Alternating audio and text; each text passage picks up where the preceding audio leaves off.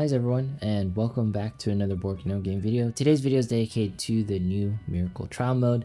Pretty much this is a limited event, and my biggest tips for you will be bringing AoE characters and have 4 particular AoE characters that are really good.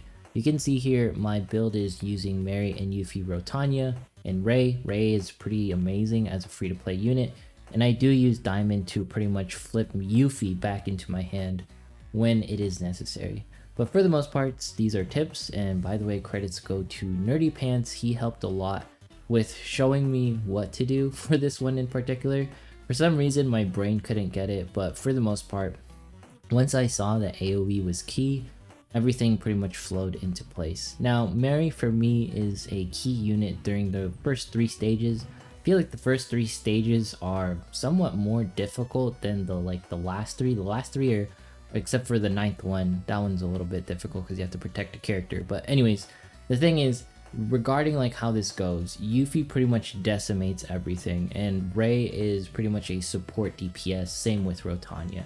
Honestly, you don't have to bring Ray or Rotanya, you just need someone to essentially deal enough AoE so that Yuffie can keep, hitting the main leader, right?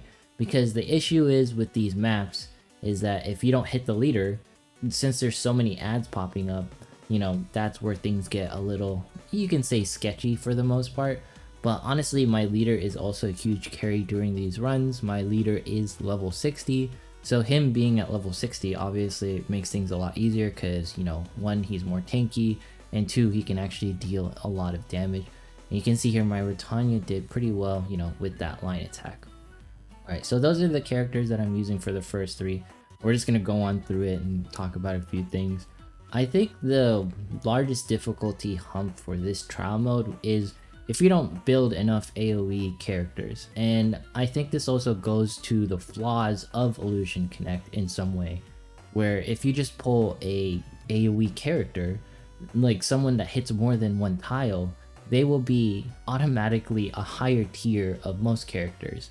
So it's weird to say there's 8 or, there's so many different roles in Illusion Connect, but in my head, there's only probably 3 or 4 roles. There's the first role and probably the most important role is the AoE role, which is something that Yuffie fills, and that's something that's important for technically any trial mode. If you can get 1 AoE character in pretty much each trial stage, you'll be absolutely successful. You can see here we just absolutely decimated that stage because Yuffie and Ray, they just wiped everything out. And that's something that you need in Miracle Mode, because if you can't wipe out the entire board, then, well, what's the point? But that's also the rule of thumb for Illusion Connect. So that's why that one is the number 1 role. Next thing is probably going to be buffers, sort of like Mary. Not in the sense where they have to stay out on the field, but they provide enough, utility so that your AoE characters can come out stronger, or you can slam them more in succession.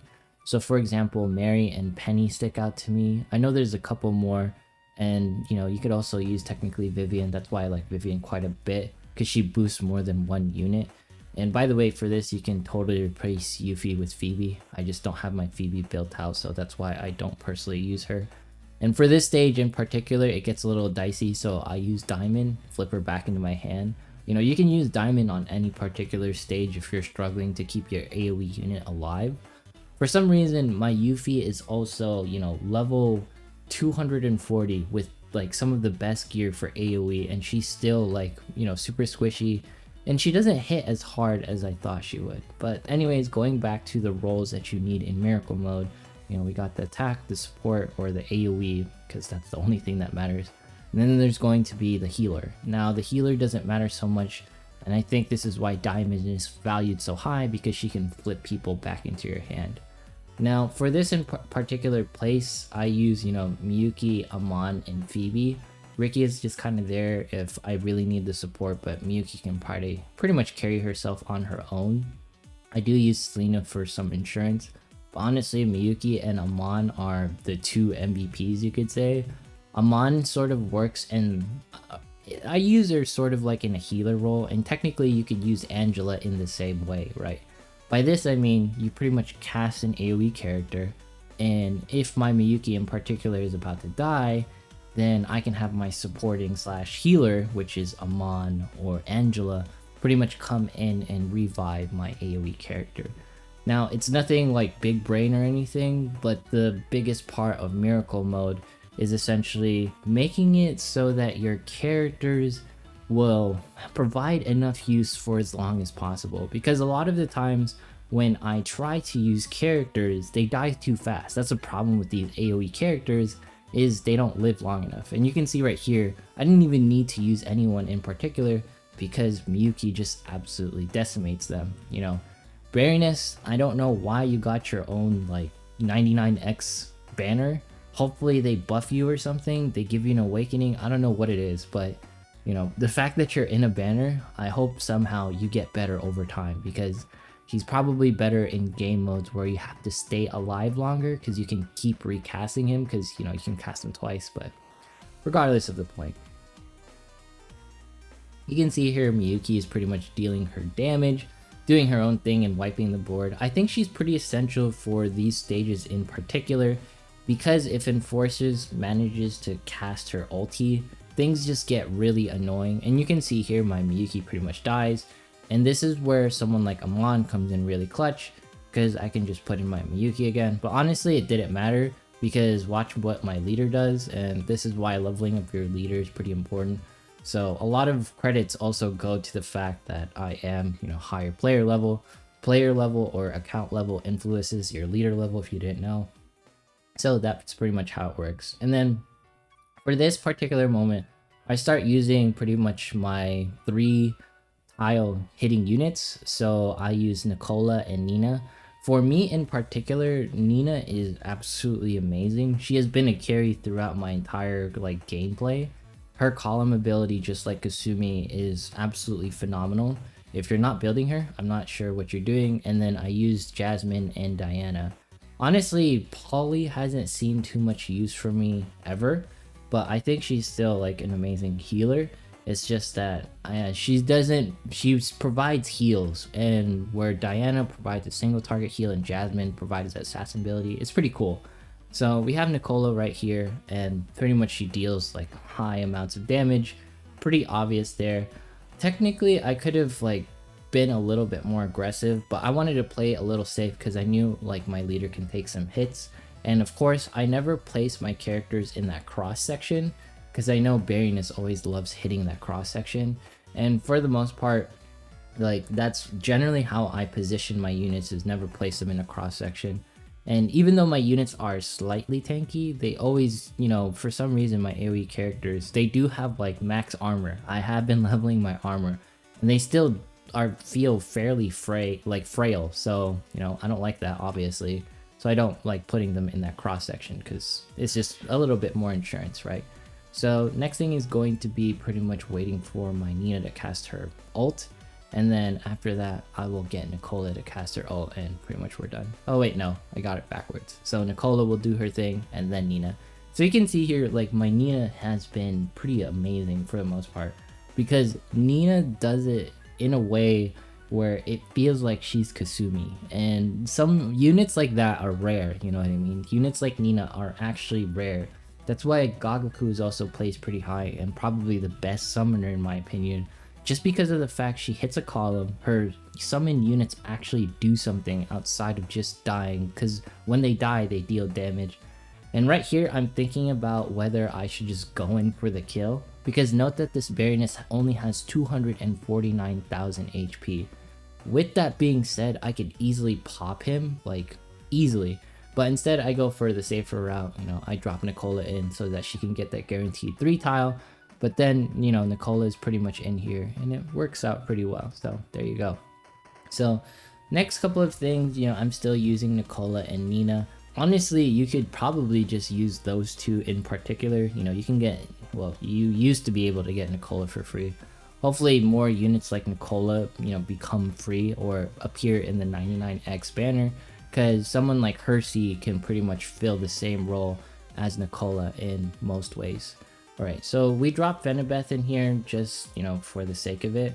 I think it would have been better if I dropped someone else, obviously, but I didn't have Mia. I think my other problem was bringing too many units for insurance. But honestly, like the only time I needed it were the first 3 stages. I feel like the first 3 stages blew this New Year Miracle mode out of proportion, and it made it seem like it's more difficult than it seemed, because of the rest of the stages, they were kind of a joke, which was kind of surprising to see, because I didn't understand why it was like so much easier as you beat the first 3 stages. I thought the difficulty would ramp up. Anyways, I bring my Miyuki back in here because, you know, Miyuki can pretty much solo most of this. You know, if you have Miyuki, you know, feel free to use her. Honestly, it's her ability to reduce rage. You can technically use Miyuki just to reduce rage. So, and then bring like another character that can AoE, right?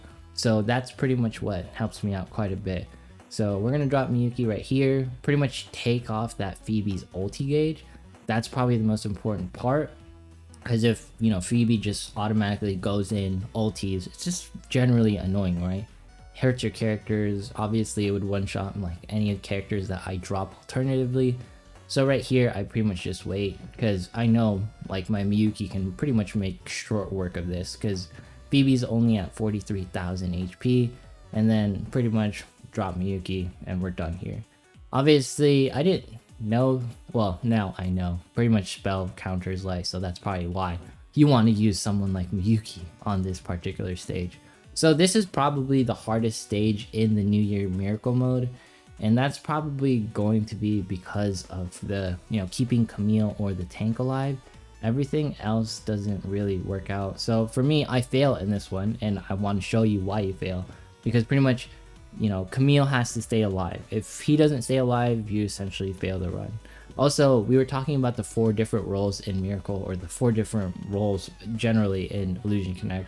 So essentially it's just the attack, AoE, then the pretty much supporting units like what is it, Mary and Penny and supports. The next thing is going to be like, you know, your healer-ish character, which is like Diana or, you know, Jasmine, any healers. And then the last one's going to be Selena, which is, you know, your tanks and stuff. I think Selena is still the best tank with Shanti and Karai, of course, but Selena stands out because she doesn't die in one hit. If Selena could taunt, she'd be broken. You can see right there, like my Camille goes down because I drop a pen and it just doesn't work out. So I failed there a couple of times, and it's mostly due to luck for me in particular. So I drop Hachishiki first, and for me this is really RNG, and you can use technically Rei or any characters that can clear out the bottom line. So you could use Nina and Kasumi at the same time. So obviously the carry for me in these next 3 stages is Kasumi. So all she pretty much does, go in there, one line, one shot. Any character can do this. You can even drop like an AoE character. It might have been better for me to save someone like Yuffie for this particular stage. You know, it would be much easier in that regard. But this is what essentially works out for me. Now we go in here and pretty much Kasumi just does short work of the rest, because all she does is you drop her, she one-shots. That's why Miyuki is so good. That's why she is so amazing. She takes Shanti's invincibility. We're in there and we're good. Always what we want to see when we, you know, use Kasumi. It's just really nice to see. And the thing is, I wish more characters like Kasumi existed, in a sense, so that, you know, you would have more fun. For some reason, the new characters like Nafir and Anis Dora, they don't feel like Kasumi, and I hope they kind of reimagine some of the characters. I'm not saying that I want more broken characters. I just want more characters that feel like they matter. You know what I mean? So for the most part, that's pretty much how it goes. I don't use any of the new units. I did use Hachishiki, but she can be replaced with whoever. And now I'm pretty much showing you the gear and pretty much how all my characters work. For the most part, they're level 240 with some of the best gear I have on hand. I didn't even use Vivian, if you're wondering. But yeah, that's it for today's video. Make sure to like, comment, subscribe. 7,500 subs will be doing that giveaway. Thanks so much for watching. And, you know, I'll see you in the next one.